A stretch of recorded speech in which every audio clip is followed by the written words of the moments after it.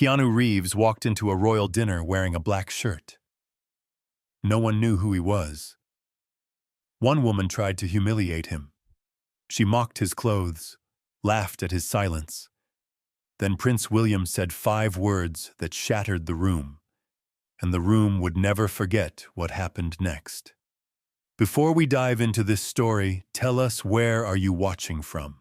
City, state, or even your couch? Drop it in the comments. Let's see who's at our table today. The dining room at Kensington Palace wasn't just prepared, it was curated. Every detail, from the ivory linen to the gleam of the crystal goblets, had been set days in advance. Gilded chairs were positioned with surgical precision, and place cards were embossed in gold foil. No last-minute changes, no improvisation. Not at an event like this. The annual Royal Health Initiative dinner wasn't for the public. It was for the select few who not only had wealth, but the right kind of wealth. Wealth that whispered through foundations, echoed in humanitarian campaigns, and gleamed in discreet offshore portfolios. It was the kind of evening where names mattered more than titles, and silence bought more power than applause. Vivian Hale knew this world by heart. The founder of one of Europe's most influential pharmaceutical lobbying firms.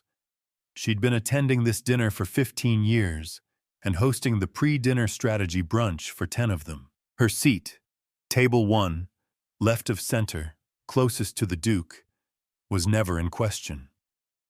So when a man she didn't recognize was quietly led toward that very table, something twisted briefly in her chest. He wasn't dressed like the others. No tuxedo, no polished shoes, just a clean black button-down, no tie. Slacks that looked comfortable, practical. His posture wasn't defiant, but it wasn't apologetic either. He walked like someone who didn't need permission. She set down her wine glass. "Excuse me," she said, just loud enough for the nearest staff member to hear. "There may be a mistake. That seat is reserved for." The young attendant paused, glanced down at the guest list on his tablet, and nodded. "It's correct, Mom. That's where he's meant to be." Vivian blinked. "He's on the list." The attendant nodded again. "Priority guest." The words stung more than they should have. The man reached the table and offered a polite nod to the others already seated. No introduction, no small talk. He pulled out the chair beside hers and sat, folding his hands in his lap, like someone prepared to wait. Vivian's smile hardened at the edges. "Hello," she said smoothly, turning toward him as if addressing a child who'd wandered into the wrong section of a museum. "I think you may be in the wrong seat." The man glanced down at his place card.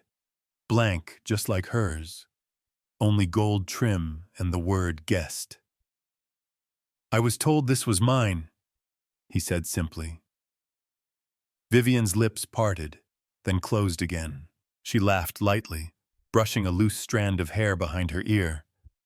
"Oh, of course, I'm sure it's all been arranged. Just unexpected." The man didn't reply. He just turned his attention to the glass of water in front of him, took a sip, and looked out across the room as if he hadn't just thrown the air off balance. Vivian stared for a moment longer. Something wasn't right. Something about him didn't fit. And somehow that made her feel smaller, like maybe the table wasn't as reserved as she thought it was. Vivian Hale had mastered the art of silent judgment. She could disarm a rival with nothing more than the tilt of her chin or the pause between sips of wine.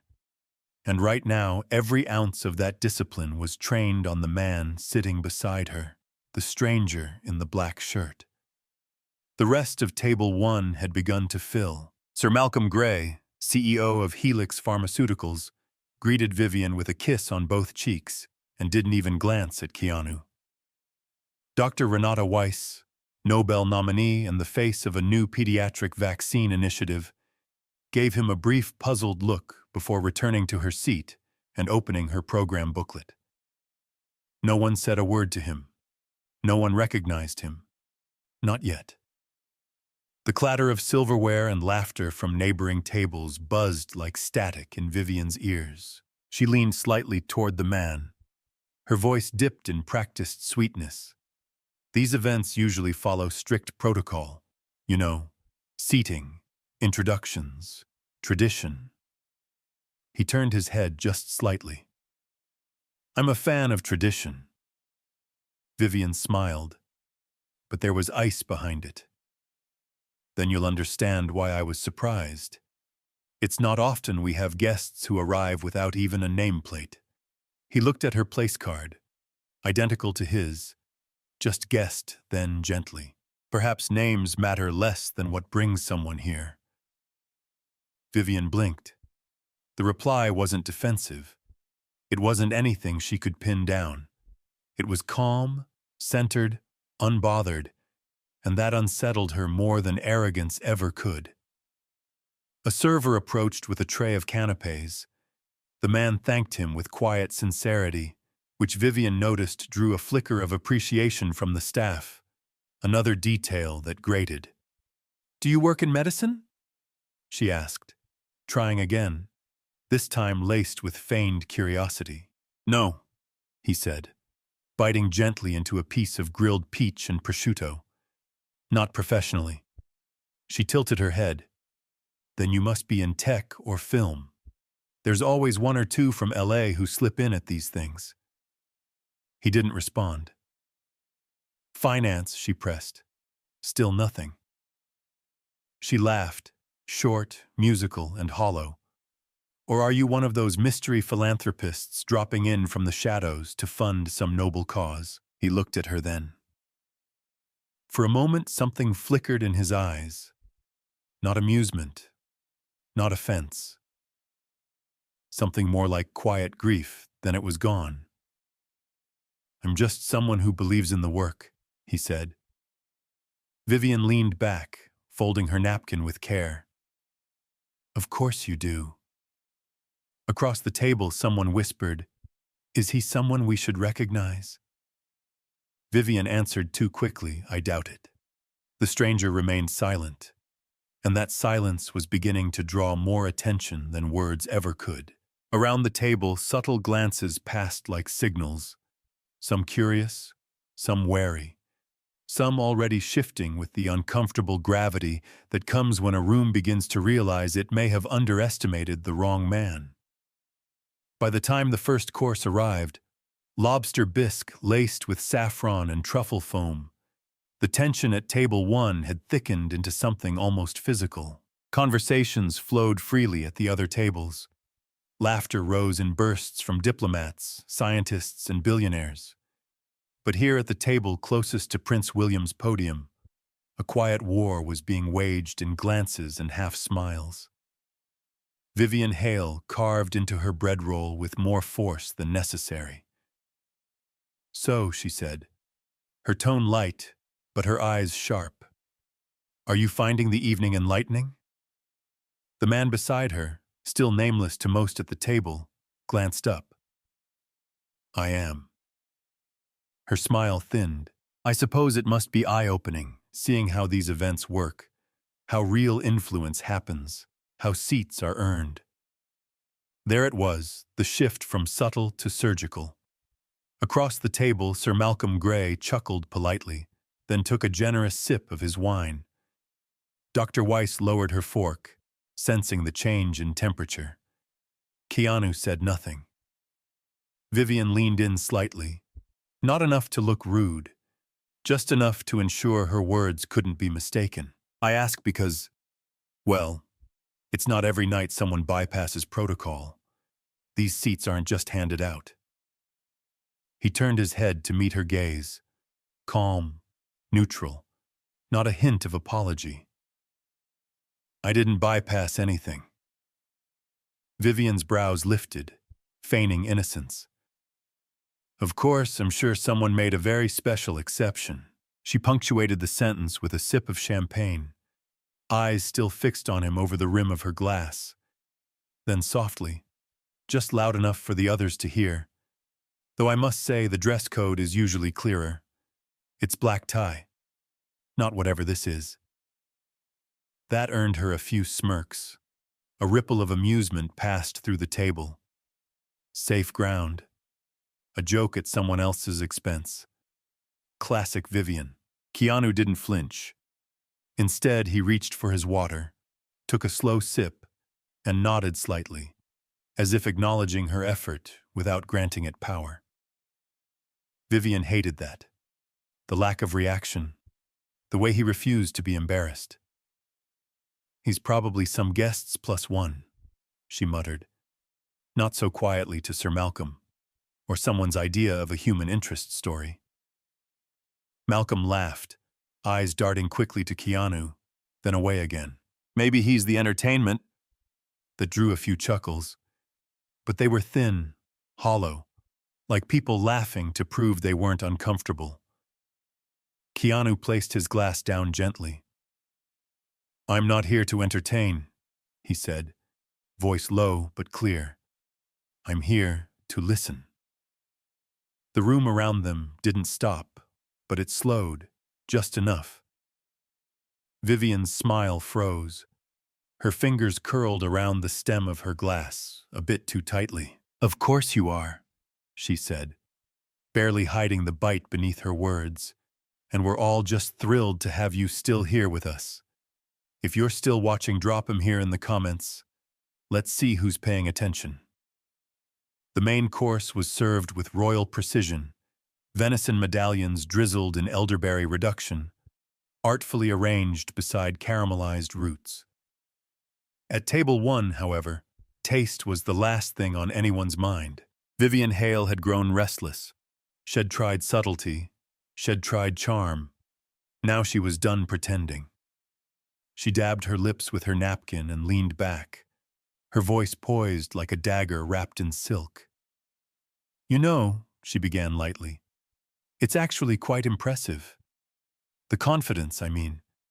Most people would be intimidated sitting here with, well, let's just say with people who've spent decades earning their seat. Sir Malcolm let out a small breath of amusement, eyes flicking nervously between her and the man beside her. Dr. Weiss didn't look up from her plate.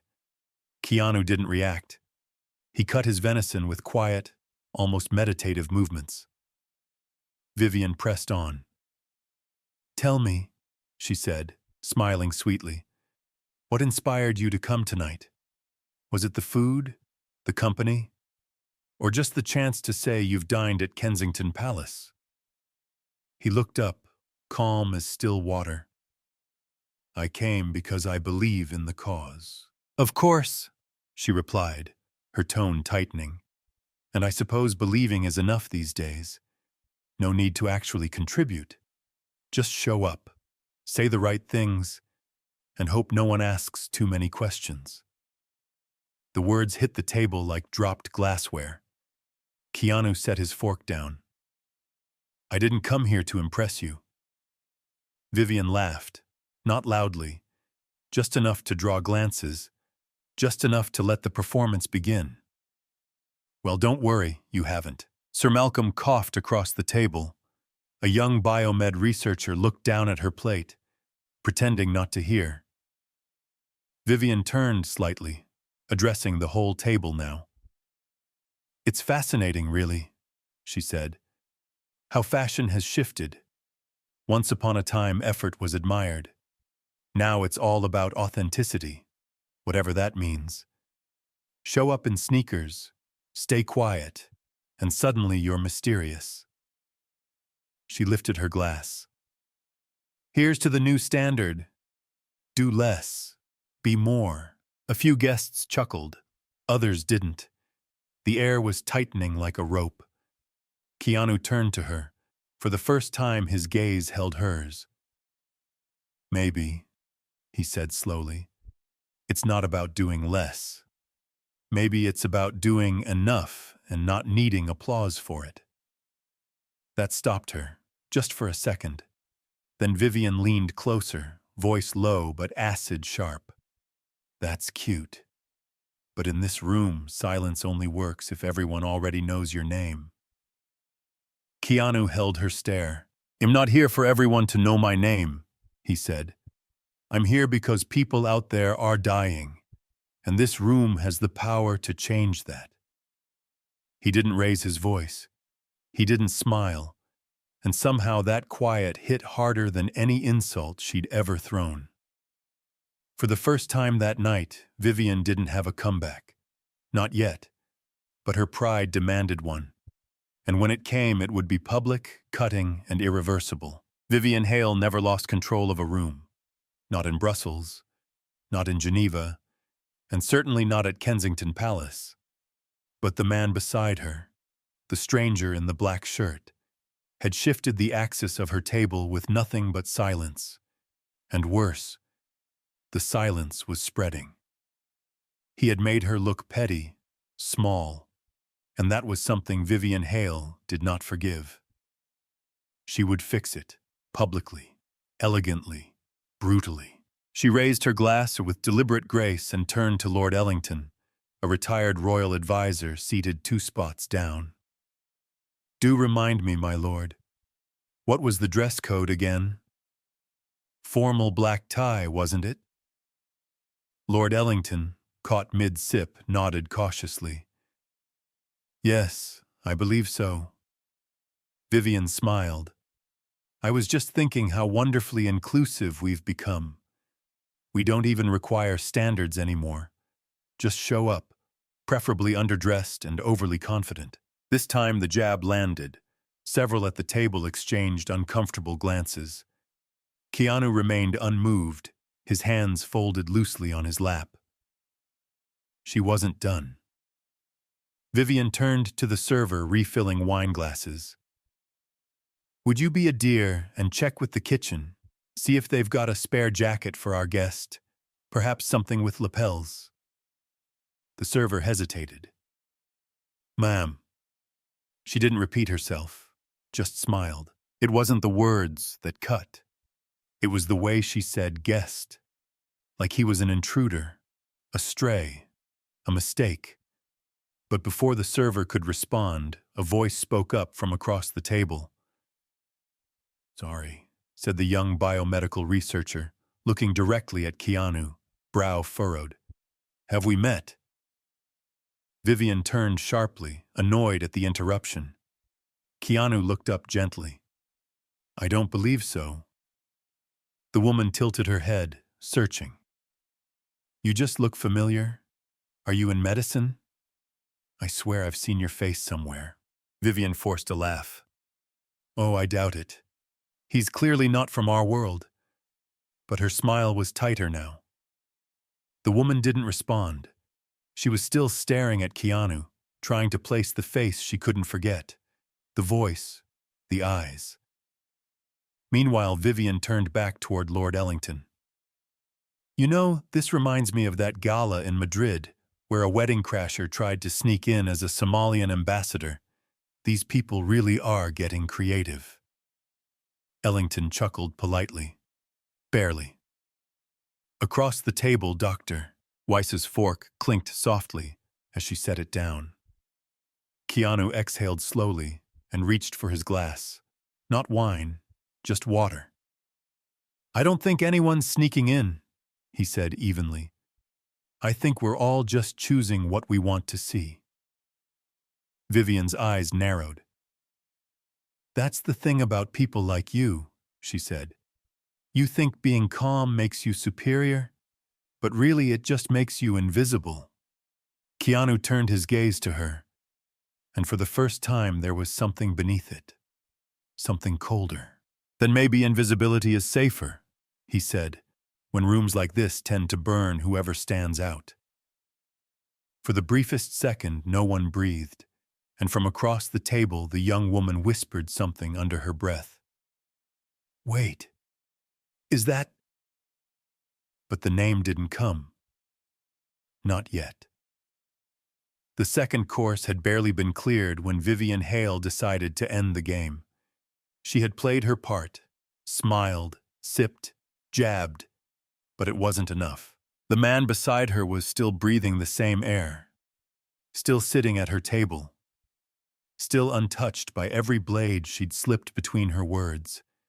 And worst of all, people were starting to notice him.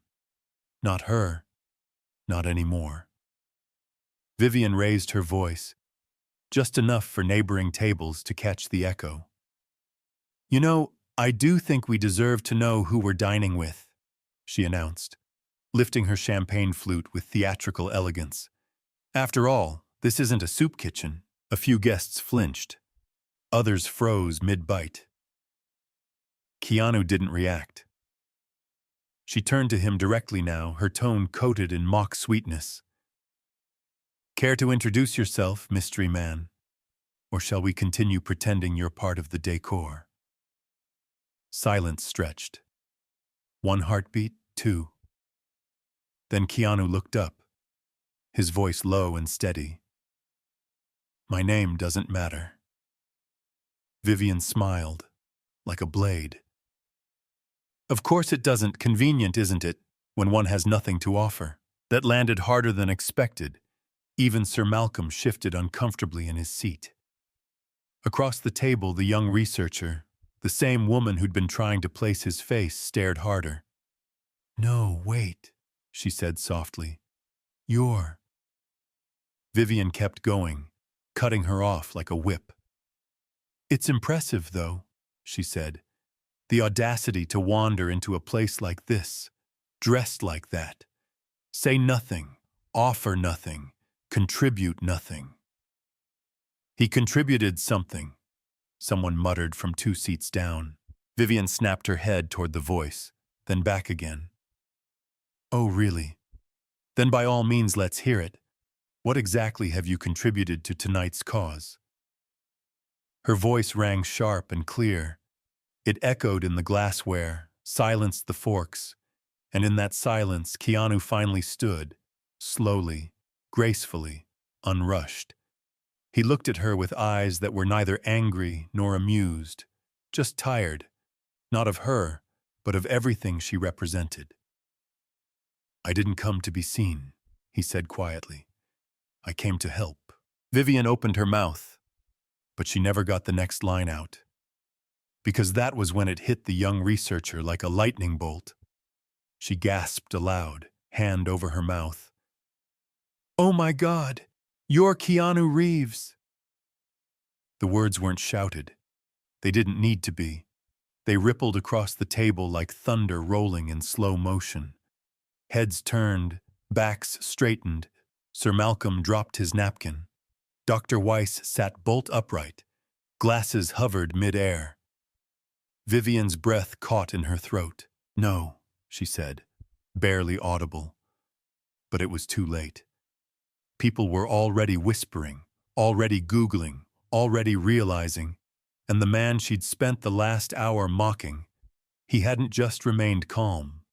He had been waiting. Gasps fluttered across the ballroom like wind through silk. Keanu Reeves, the name now moved from whispers to certainty, passing from table to table like a secret too heavy to stay hidden. Vivian Hale didn't speak, couldn't. She stared straight ahead, her fingers clenched beneath the tablecloth, her smile frozen in place like porcelain mid-shatter. He hadn't needed to announce himself. He had only needed to wait. And now he no longer stood alone. Because in that moment the music dropped away. The chandeliers dimmed. A hush swept through the grand dining hall as the master of ceremonies stepped onto the stage. "Ladies and gentlemen," he said, voice warm and composed, "please turn your attention to the grand staircase." All heads turned. From the shadows above, a single spotlight lit up the velvet staircase as Prince William appeared, descending with slow, poised steps. The room rose in quiet unison, all standing, not from obligation, but from instinct. The prince reached the podium and waited. The silence deepened. Cameras stilled. Glasses were set down. Then he spoke. "Tonight, we gather not only to raise funds, but to acknowledge those whose belief in humanity has outlasted borders, politics, and fame. Vivian stood among them, arms folded tightly, her body rigid. "We've raised over £7 million tonight," the prince continued.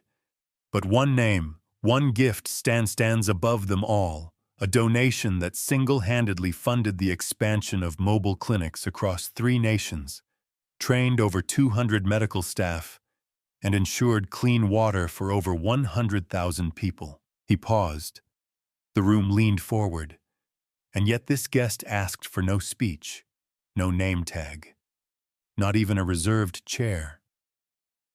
Vivian's chest tightened. Prince William smiled gently. He came not as an icon, not as a celebrity, but as someone who simply wanted to help. He asked for silence. He gave without asking. And tonight I believe it's time we break that silence.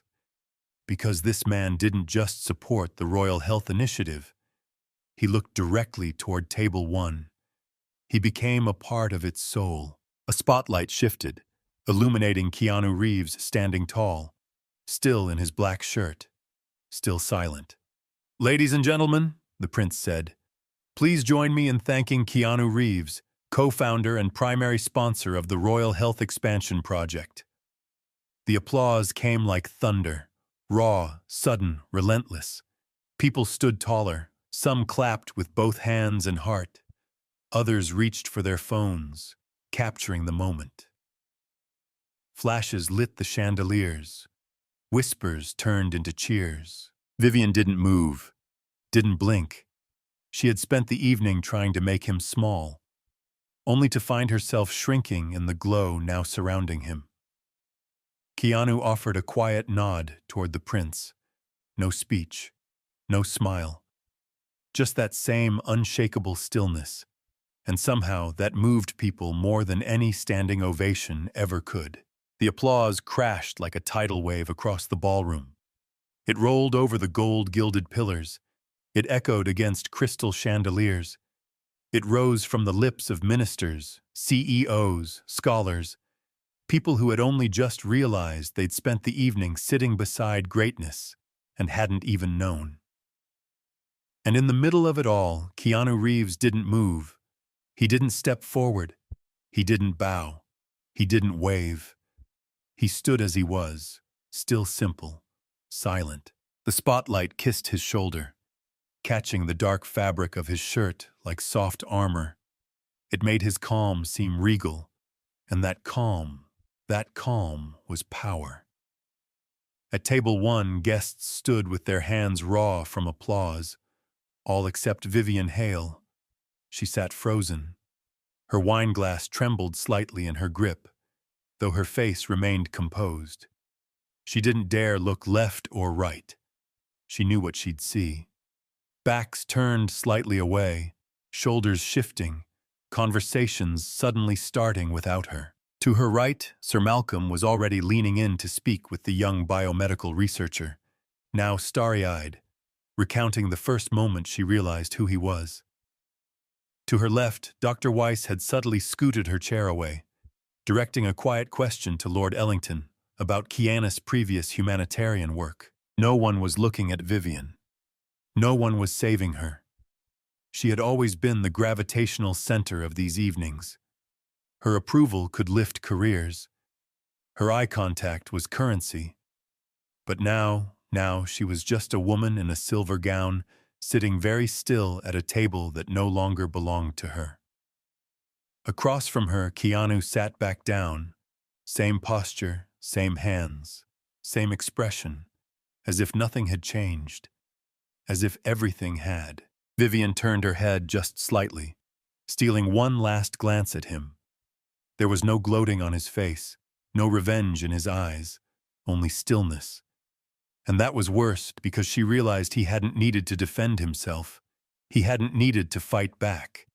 He had just needed to wait, and now the world was defending him.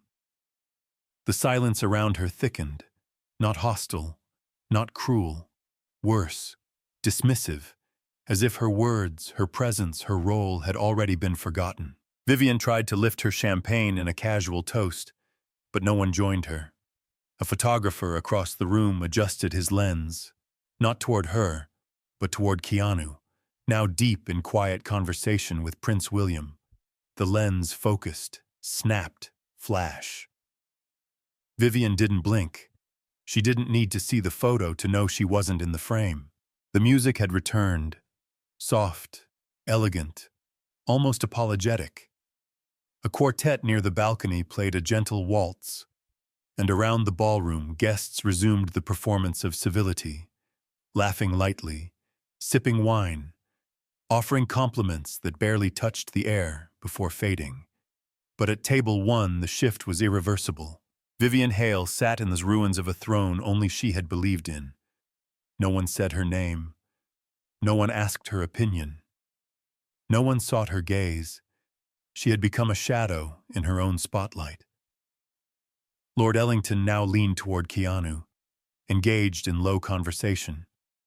The biomedical researcher took notes on a napkin, her face glowing with curiosity. Dr. Weiss was explaining something about a recent trip to Nairobi directly to Keanu, not Vivian. She tried to speak, twice, but the words didn't land. It wasn't that they ignored her. It was worse, they simply moved on. Vivian rose slowly, clutching her beaded clutch like a lifeline. She offered a soft nod to no one in particular, then turned from the table and walked. Not a single chair scraped after her. Not a single hand reached out. No cameras followed. She stepped through the mirrored hallway that led to the coat room, her heels echoing softly, swallowed by velvet carpet and polite distance. The chandeliers above gleamed, but their glow no longer felt warm. It felt sterile. She paused at the mirror. The reflection didn't lie. The gown was still perfect, the diamonds still brilliant, the posture still queenly, but none of it mattered, because no one was looking anymore. Behind her, laughter floated faintly from the ballroom. She recognized the cadence of Prince William's voice, the low rumble of Keanu's reply. A camera flashed again, this time closer. People were still celebrating, just without her. Her phone buzzed in her hand, 3 unread messages from her assistant, a journalist she used to brief before every gala, and someone from the foundation's board. She didn't open them. They weren't asking what she had to say. They were asking what had happened. Vivian stood there for a moment longer, staring at herself. Then she turned off her phone, slowly, deliberately, and walked toward the doors alone. No redemption speech, no apology, no applause, just the quiet truth. She had spoken too soon, too loud, to the wrong man, and now the world had turned its head. Not in anger, not in judgment, but in disinterest. And that, she realized, was how power truly died. Not in scandal, but in silence. Sometimes the most powerful person in the room says the least. They don't need the spotlight. They don't need applause, because real power isn't loud. It listens, it waits, and when the moment comes, it doesn't need to prove anything. Vivian spoke to be seen. Keanu stayed silent to serve. One left with her pride. The other left with the room, so the next time you wonder who someone is, track what they've done in silence. That's where the truth usually lives. If this story made you pause, reflect, or feel something, drop 8 in the comments. We're here. We're listening.